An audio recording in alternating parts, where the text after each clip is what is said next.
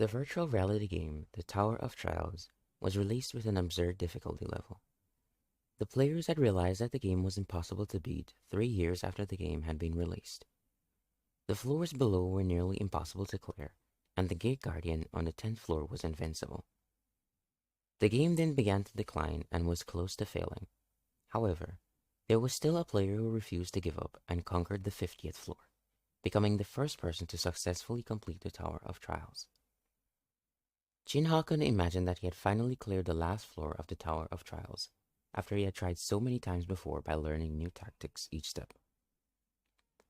He dedicated 11 years of his life to achieve such a huge accomplishment.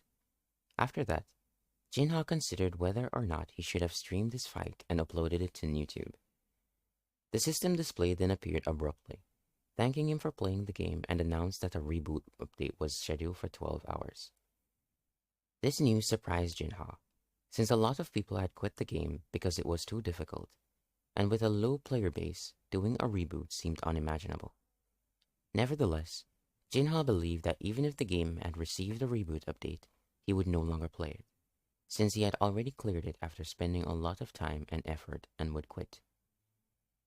He then started his live stream and took off his VR headset, and decided to inform his fans of his decision. However, he felt that he should post an announcement about quitting the following day. In the morning, he considered uploading his Tower of Trials floor clearing video. However, when he heard that the Tower of Trials had went through with the reboot, he was taken aback. He was then presented with a system display that informed him that the first update had been completed, and that the rebooted version of the Tower of Trials had been installed. The next floor of the tower should be cleared by everyone within 90 days or humanity would perish. Jinha tried to relax, but he thought that if the Tower of Trials was now real and not just a game anymore, he shouldn't be wasting time thinking about useless things. So he decided to head out and use his knowledge to get ahead of others. Jinha was excited for his new experience in playing the game in real life. After that, the central city was in a state of disarray everywhere.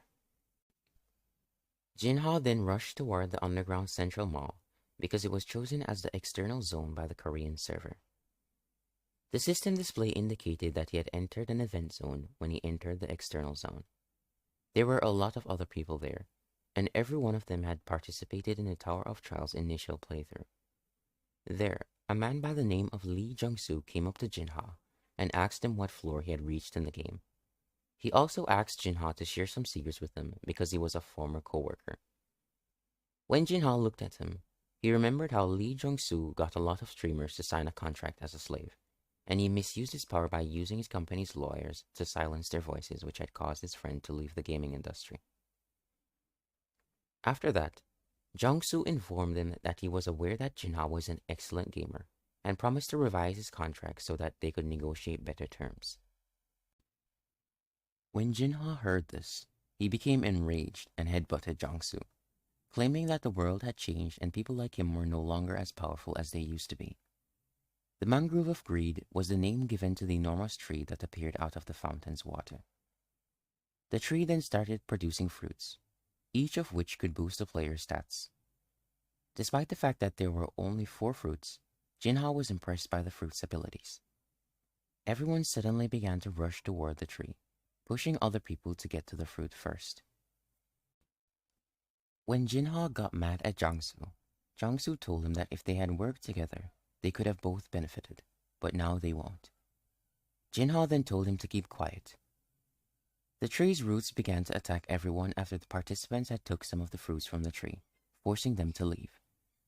Only Jinha and Jung-soo remained, and Jinha informed Jung-soo that the actual prize for the event can only be obtained once all of the fruits had been consumed.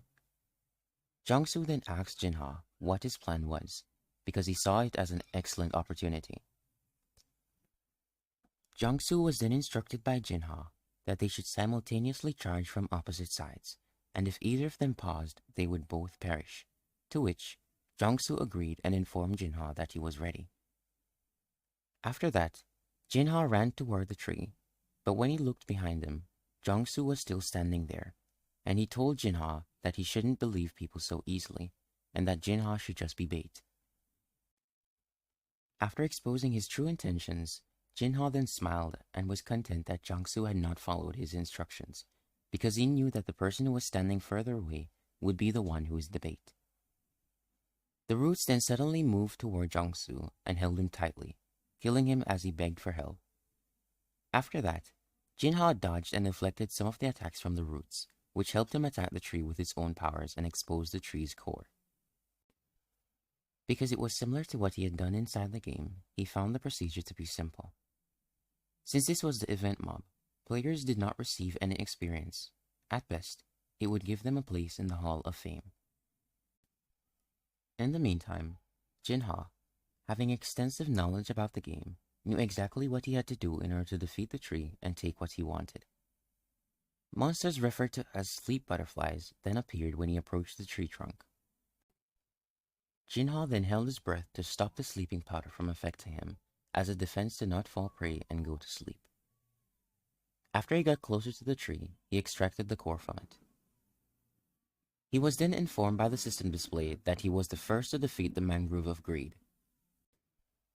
Jinha was amazed at how his extensive pattern and timing research had helped him, and he appreciated everything he had accomplished thus far. He was then notified by the system that his achievements would be included in the Hall of Fame, and in order to do so he had to enter his name. Jinha, in order to keep his identity a secret, he decided to not enter any of his personal information, while also blurring his face and altering his voice in the process. Following that, Jinha extracted the tree orb from the trunk, which had the potential to grant 12 bonus stats. With this orb, Jinha became the strongest level 1 player after finding nothing more cost-effective on all 50 floors. The system then posted a video of Jinha battling the Mangrove of Greed an hour later. Everyone was astonished as the conversation exploded. In the meantime, Jinha received numerous proposals on his main account, promising him billions of won to join their organization. Every day was a struggle for Jinha to live. If he had received all this attention and offers being directed at him before the Tower of Trials reboot, he would have gladly accepted them. But now, having a tremendous opportunity to become powerful, he didn't plan on letting this chance slip away from him. In order for him to have an advantage and reach the top, Jinha had no plans to share his knowledge for 1 or even 10 billion won, because information monopoly was the most important thing in this new world dominated by the Tower of Trials. The mana that was leaking from the Tower of Trials had spread throughout the city as soon as the game was updated. Although it did not have an impact on the city, one significant change did occur, which were replicas of sacred objects that were made from existing artifacts outside the tower. But they were obviously fakes because the real artifacts were hidden inside the tower. Jinha therefore arrived at the Korean National Museum because it was a treasure trove of numerous artifacts, which he knew would increase his power tremendously. When he arrived, he thought someone had came before him because he saw a burned body on the floor. After seeing how terrible the situation had gotten and how cruel people had become, Jinha was surprised. But focusing on his own survival, he didn't think about it for too long, and thought that the reason why people were there before him was probably because of the great map of the East Land, which contained information about the first 10 floors of the Tower of Trials. In the meantime, there was chaos inside the museum as people fought each other for powerful artifacts. In between all of the chaos that was happening inside the museum, a man then appeared and demanded other players that were there for artifacts not to move or he would kill them, demonstrating his ability to frighten everyone except an elderly man and a woman that was behind him.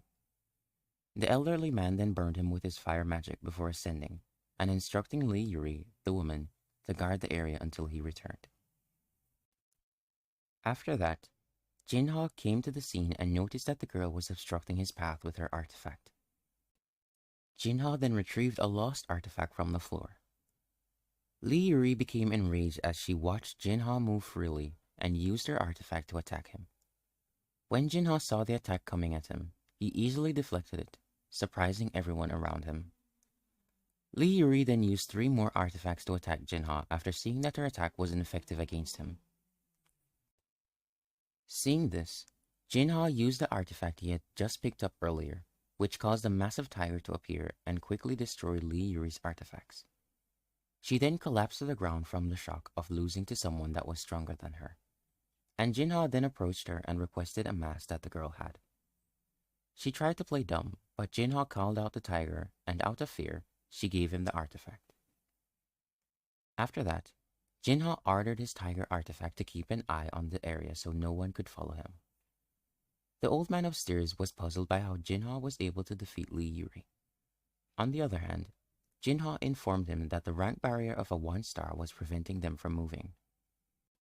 He informed him that he had access to it. Until he entered and returned with the necessary relics, the elderly man should continually use his flame magic on the barrier. Jinha claimed that it was the only way. He also reassured him that he would let him keep the map so they wouldn't have to return empty-handed. Jinha was able to convince the elderly man to accept his terms, after which he then broke through the barrier with the old man's fire magic. He saw all of the items there with the exception of the iron sword with Qianlong's inscription. Jinha then thought about a man who might have used the barrier to obstruct the entrance in order to take the sword. Jinha then located the additional relics required to construct one of the Tower of Trial's most powerful artifacts, which was the Eye of Truth. A double S-rank relic that allowed him to see other people's status windows and determine if they were lying after combining all of the relics. And with that, Jinha was able to accomplish what he was after. He had fulfilled the requirements and gained the inherent ability of fusion over rank, as was shown by the system, and during the process had completed a hidden quest. He was able to copy and store various abilities and combine them to create a stronger skill thanks to this. However, Jinha must first fulfill the requirements for copying a skill. After that, Jinha informed the old man that he didn't have to use his flame skill at all. After entering the tower, Jinha learned Latin dispelling magic, which he used to break down the barrier. The old man then became enraged when Jinha burned the map in front of him. He was able to successfully copy a B-grade fire element, as was indicated by the system display, after meeting the specific conditions required. Jinha then told the old man to listen to him and used a new fire skill that had way more power than what the old man had. He then told the elderly man and Lee Yuri before he left that he would get in touch with them soon and was considering using them as pawns. He later watched the news about similar events in the museums happening around the world while eating. He then saw his fight with Lee Yuri and him in the museum being broadcasted. His face, however, was blurred out by the system interference. After that, the chairman of the Awakened Association, Han Sungjin, told him that he was there to recruit players similar to Jinha, who was one of the original players of the Tower of Trials. Depending on their rank, the person would receive benefits from the 7th class government and at least 60 million won. He also mentioned that the person in the video would be an exception, and said that if he joined, the government would support him unconditionally. On the other hand, Jinha didn't give the offer much thought. He believed that they would simply treat him as a tool. Jinha had already entered the Tower of Trials when it opened at 7 p.m. later. By that point, the system had shown that they had been given 100 coins as a reward for entering the tower. Within the tower, they could use coins as currency. Videos of achievements could be uploaded by players. Moreover, they would get 100 coins for every 10,000 views. However, the player's status would determine the premium fee.